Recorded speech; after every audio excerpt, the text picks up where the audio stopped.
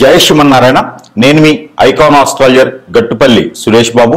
అయితే మనకి ఈ జీవన వ్యవస్థ ఈరోజు ఎలా ఉంది అంటే కనుక ఒకరికొకరి సంబంధం లేకుండా, ఒకవేళ ఉన్నా కూడా ఉమ్మడి కుటుంబంగా లేకుండా చిన్న చిన్న ఫ్యామిలీలతోనూ చిన్న చిన్న సంసారాలు ఏర్పరచుకొని ఈ జీవన శైలిలో పరిగెత్తేటువంటి జీవితాలు ఏర్పడిపోయినా ఉన్నాయి. దాంతోపాటు ఆప్యాయత, అనురాగం, ప్రేమ ఇలాంటివన్నీ కూడా, నమ్మకాలు ఇవన్నీ కూడా లేకుండా పోతూ ఉన్నాయి. పెద్దలంటే గౌరవం, మర్యాద ఇవన్నీ లేకుండా పోతున్నాయి. మనంగా సంపాదించుకున్న పేరు, ప్రఖ్యాత, హోదా, డబ్బు ఇవన్నీ కూడా ఎక్కడ ఏమవుతుందో కూడా అర్థం కాకుండా పరిస్థితి ఏర్పడుతూ ఉంది. దానితో పాటు మరొకటి ఏంటంటే, ఇప్పుడు ఏం చెప్పాలనుకున్నాం అనేది చూద్దాం. అయితే అసలు మరొకటి ఏంటంటే కనుక వీటన్నిటితో పాటు ఈ రోజున ఉన్నటువంటి ఏదైతే బంధం, బాంధవ్యం, అనురాగం, ఆప్యాయత, దాంతో పాటు భార్య, భర్త ఇవన్నీ కూడా ఉన్నాయి. వీటిలో ఎంత విలువ ఉన్నది. ఒకప్పుడు మనకి పెళ్లి అనగానే 7 జన్మలు ఉండాలి అని చెప్పేసి సంబంధాలు చూసి, ఆ సంబంధాలు ఎన్నో రకాల సంబంధాలు చూసేసి మన అబ్బాయికి ఏదైతే సంబంధం కుదిరితే బాగుంటుంది, మన అమ్మాయికి ఏ సంబంధం కుదిరితే బాగుంటుంది, దీంట్లో మొదటిగా వారు అడిగేది ఏంటంటే 7 తరాలు చూస్తారు. వెనక 7 తరాలు, ముందు 7 తరాలు చూసేటువంటి జీవితం కొనసాగుతూ ఉంటుంది. అమ్మాయి తరపున బాగుందా, వారి ఫ్యామిలీ అంతా కూడా అన్యోన్యంగా, ఉన్నతంగా, భార్యలతో పాటు భర్తలు, భర్తలతో పాటు భార్యలు ఉన్నారా, ఇంట్లో ఏమైనా గయ్యాలీలు ఉన్నారా, ఏమైనా ఇబ్బంది పెట్టేవారు ఉన్నారా, ఇన్ని రకాలు చూస్తున్నారు. అబ్బాయి తరఫున కూడా వీరి వంశం వృద్ధి అవుతుందా, ఎలాంటి ఇబ్బందులు ఏమైనా కలుగుతున్నాయా, పిల్లలు బాగా సంతానం కలుగుతుందా, వీరి జీన్స్ అంతా కూడా ఎవరైనా 2-3 పెళ్లిళ్ళు చేసుకొని ఉన్నారా, ఎవరైనా దేశాల మేము పోయి ఉన్నారా, ఇవన్నీ కూడా ఆరా తీసుకొని 7 తరాల ముందు 7 తరాల వెనక్కి కూడా మనం చూసుకొని ఆ ఒక విధంగా పెళ్లి చేసే సాంప్రదాయం మనకి పూర్వకాలంలో ఉండేది. ఆ తర్వాత అది జనానికి బోరేసిందా, లేకపోతే కొత్తదనం కావాలనుకుంటున్నారో కానీ బంధాలు మార్పులు అనేది, బాంధవ్యాల్లో మార్పులు అనేది, ఒక బంధం ఏర్పడింది, ఎవరో తెలియని అమ్మాయి మన ఇంటికి వచ్చింది, ఎవరో తెలియని వ్యక్తి మన ఇంటికి వచ్చాడు అంటే వారి యొక్క విలువ అనేది ఈ రోజుల్లో లేకుండా పోయింది. దానికి ముఖ్యమైనటువంటి కారణం ఏమిటంటే డబ్బు, వ్యామోహం, అతిదృష్టి, అనావృష్టి, అంటే కోరికలు.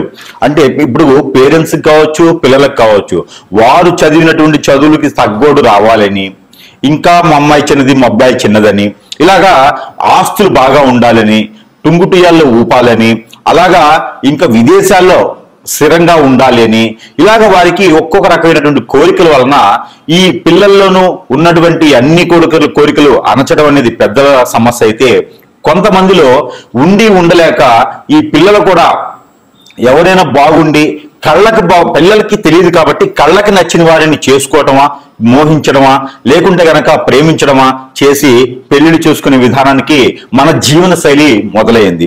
దాని తర్వాత లివింగ్ రిలేషన్, అంటే ఒక బంధము, బాంధవ్యం లేకుండా లివింగ్ రిలేషన్ లాంటివి మొదలైనవి. ఇక రానున్న కాలంలో ఎలాంటి వైపరీత్యాలకి దారి తీస్తుందో కానీ తెలియదు. అంటే మనకి ఎక్కడైతే ప్రకృతికి వైపరీత్యాలు ఉంటాయో అదే రకమైన వైపరీత్యాలు బంధాలు, బాంధవ్యాల్లో కూడా కొనసాగుతూ ఉన్నాయి. ఇక కొన్ని రాష్ట్రాల్లో చూస్తే అసలు విలువలు, వాల్యూస్ కూడా లేకుండా పోతా ఉన్నాయి. మన తెలుగు రాష్ట్రాలు వీరు సైతం కూడా ఏంటంటే పిల్లలకి కోరికలు, ఆశలు ఎక్కువైపోవడం వలన, వారిలో ఈ యొక్క చైతన్యం ఎక్కువ వచ్చిందని అనుకుంటాం వలన, వారికి తెలియంది ఏమి లేదు అనుకోవడం వలన, పెద్దల యొక్క అనురాగం, ఆప్యాయతకి దూరం అవడం వలన, అలానే పెద్దలు చెప్పే మాట వినకపోవడం వలన, వీరే గొప్ప అని అనుకోవడం, ఎవరి మాట వినకపోవడం వలన ఇలాంటి తప్పుదాయాలు కొన్ని అయితే కొనసాగుతూ ఉన్నాయి.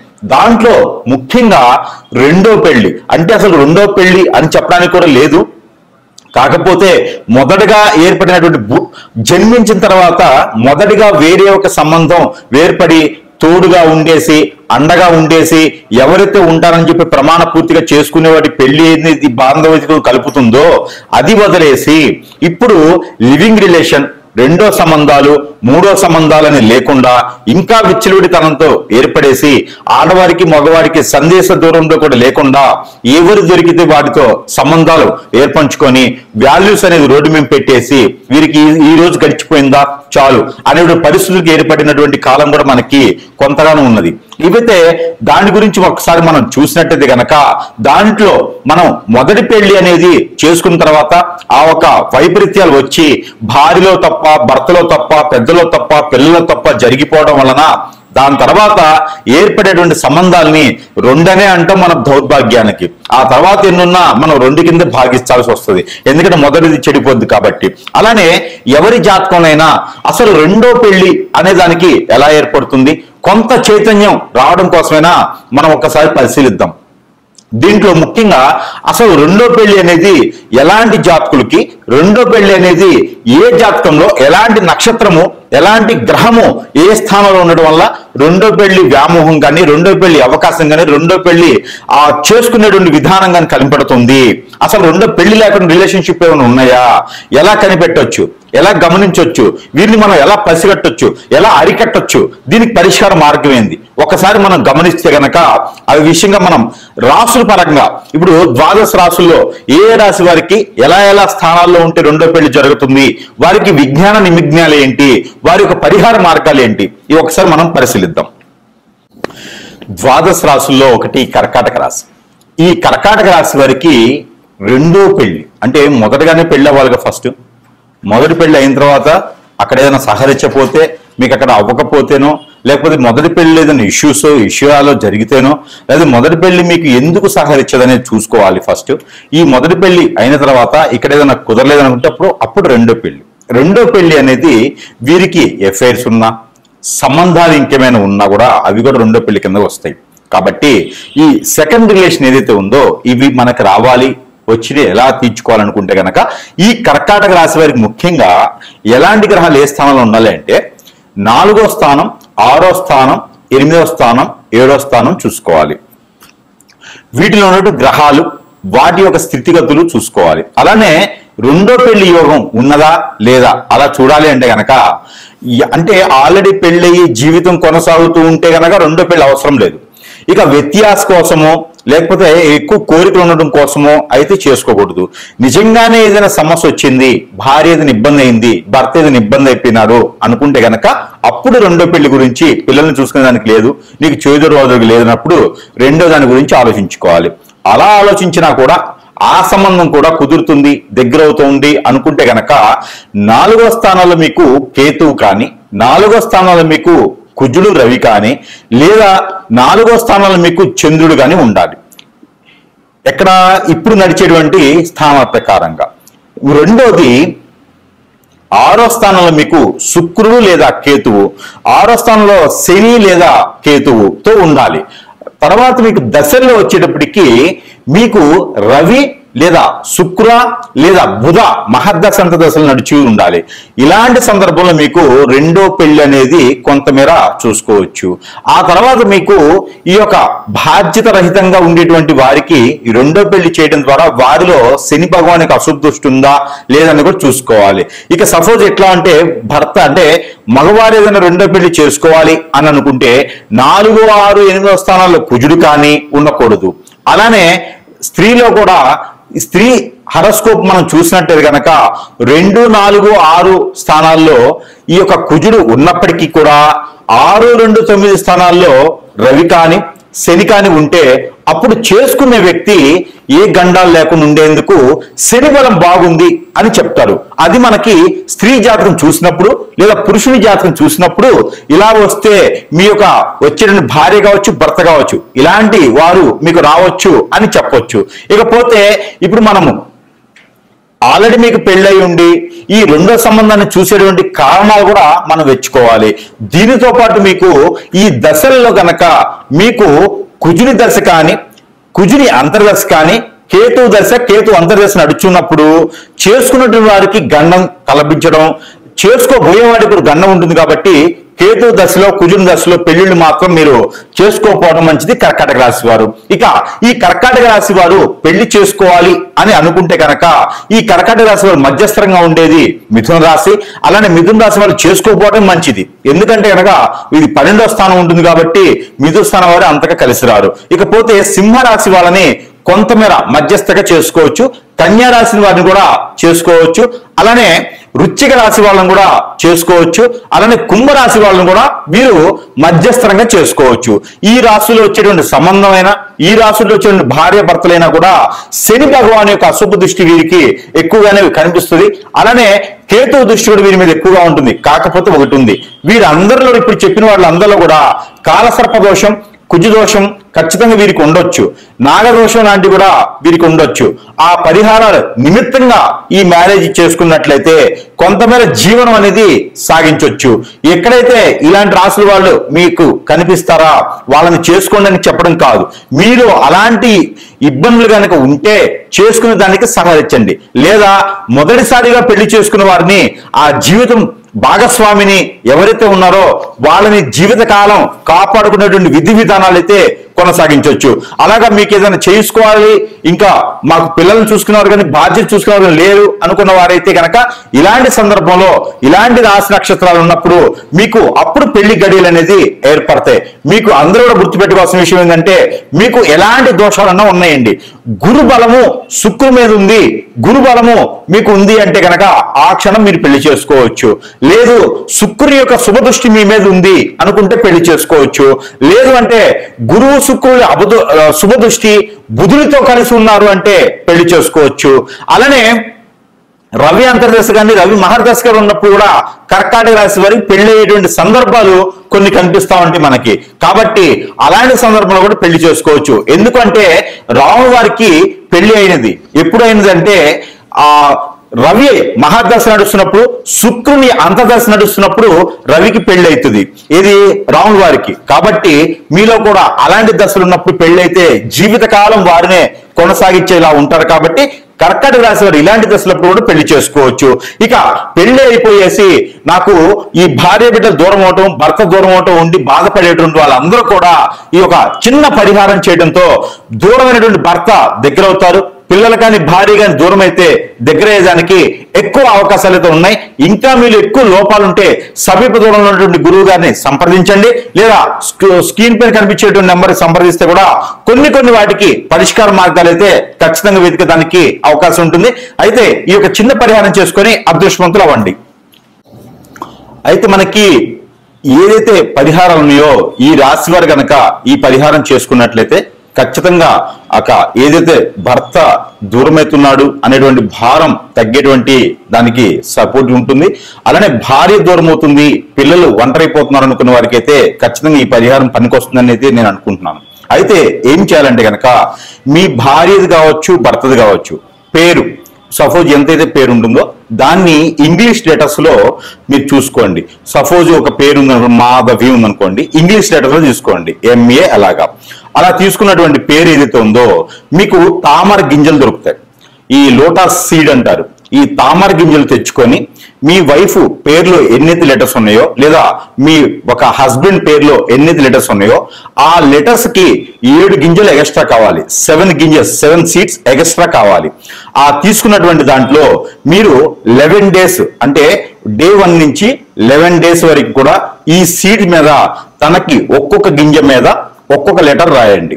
రాసేసి దాంట్లో ఆముదమో, కిరోసినో, పెట్రోలో, డీజిలో, లేకపోతే గనక నువ్వుల నూనె, కోకోనట్ ఆయిల్ వీటిల్లో తడపండి, ఒక పేపర్లో పెట్టి తడిపేసేయండి. ఇది మీరు ఇంట్లో చేస్తే ఈ చేతికి మట్టి అంటుకుంటుంది, అంటే చేతికి ఈ పొగ గాని మంట గాని అంటుకుంటుంది. ఎక్కడైనా దూరంగా చేసే ప్రయత్నం చేయండి. ఇంట్లో ఇవి ఏం చేయాలంటే ఒక్కొక్క లెటర్ మీద ఒక్కొక్క పేరు రాసిన తర్వాత అవన్నీ కూడా ఒక 7 గింజలు ఎక్స్ట్రా తీసుకొని ఒక పార్సల్ చేసి దాంట్లో ఈ ఆయిల్ వేసి కనుక కాల్చివేయండి. ఇది ఉదయం సాయంత్రం సమయంలో చేయొచ్చు. రోజుకొక్కసారి చేసినా కూడా తను వేరే వాళ్ళకెళ్ళి చూడకుండా, తను వేరే లైఫ్ కి వెళ్లకుండా, తను వేరే పెళ్లి వేరే స్త్రీ వైపు చూడకుండా కూడా మీకు సానుకూలమైనటువంటి వాతావరణం కనబడుతుంది.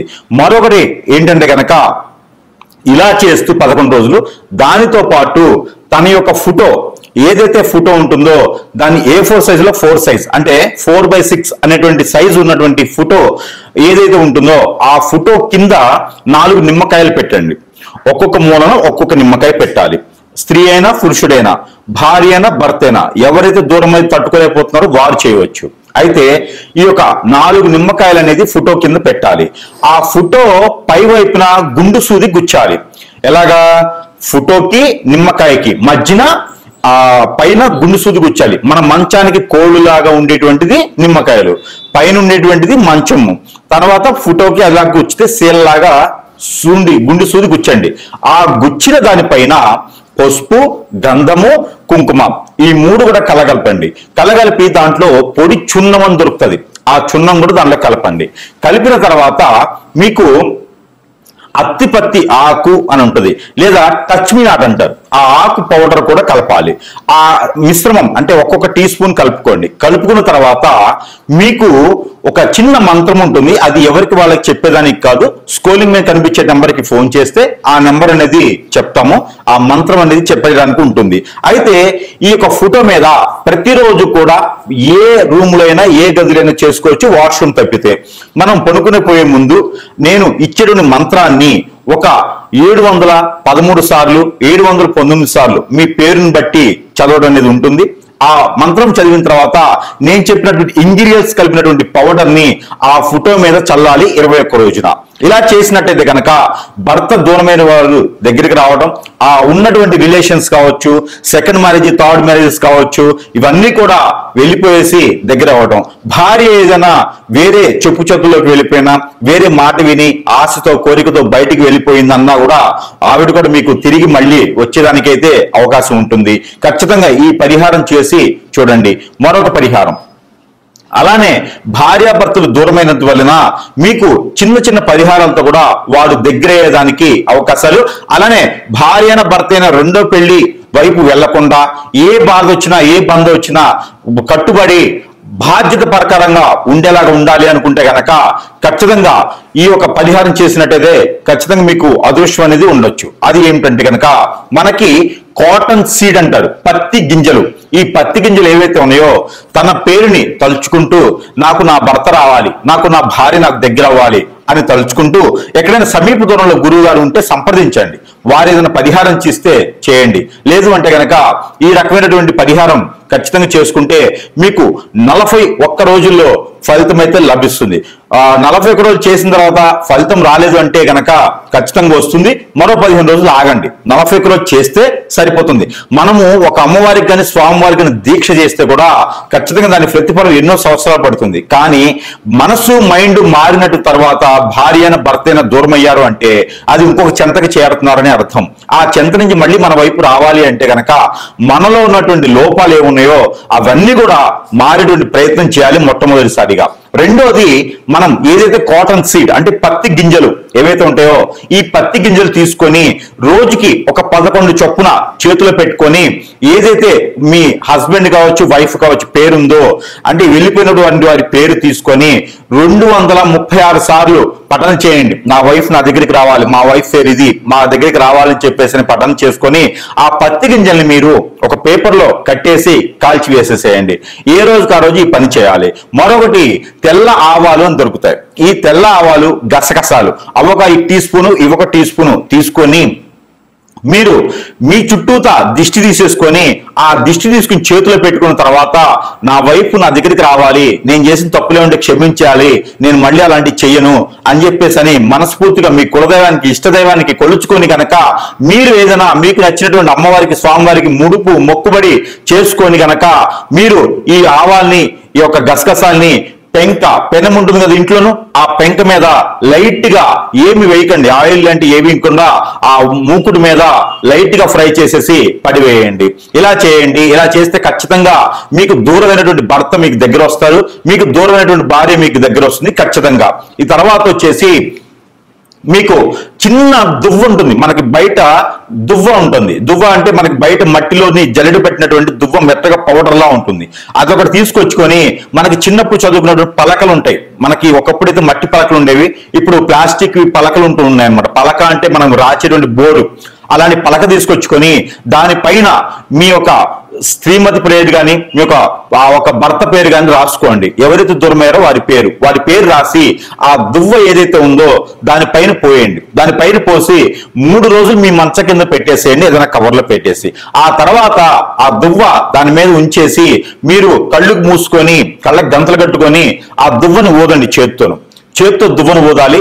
ఆ 3 రోజులు కూడా ఒక రాగి పాత్రలో నీరు పెట్టేసి దాంట్లో ఒక లోటస్ పువ్వు వేసేసి ఆ ఒక నీరు పెట్టినటువంటి పాత్రని మనకి గడప లోపల నుంచి బయట వైపు, బయట నుంచి లోపల వైపు చూసేటువంటి విధంగా చూసుకోండి.